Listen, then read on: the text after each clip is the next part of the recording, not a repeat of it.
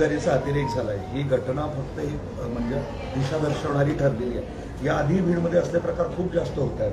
नाही मग खरंच आहे. मी सुद्धा एकदम राज्यात सगळ्यात जास्त परवाने एक छोटा जिल्हा असून बीडमध्ये मी सुद्धा थकीत झालो. जे रिपोर्ट आलाय की 1200 रिव्हॉल्व्हरचे काय पिस्तलचे परवानगी इथं आहेत. स्वतः धनंजय मुंडे बंदूक घेऊन असे हवेत फायर करताना किंवा असं हातात धरताना ते फोटो आहे. फोटो काढूच कशी शकतात? हा मेसेज काय द्यायला लागले तुम्ही तुमच्या जनतेला की इथं आम्ही ही आमची पिस्तूल म्हणजे आमची दहशत आहे. इथं आम्ही दहशतीवर राजकारण करणार. या पुरोगामी महाराष्ट्रात ह्या सगळ्या गोष्टी खपून घ्यायच्या का आपण?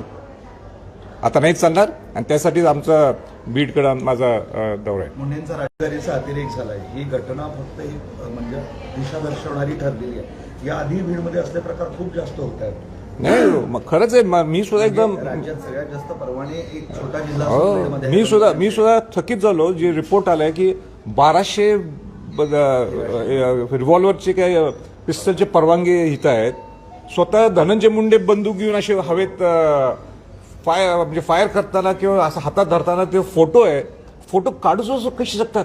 हा मेसेज काय द्यायला लागले तुम्ही तुमच्या जनतेला की इथं आम्ही ही आमची पिस्तूल म्हणजे आमची दहशत आहे. इथं आम्ही दहशतीवर राजकारण करणार.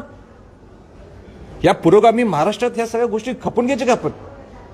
आता नाहीच चालणार. आणि त्यासाठीच आमचा बीडकडे माझा दौरा आहे. मुंडेंचा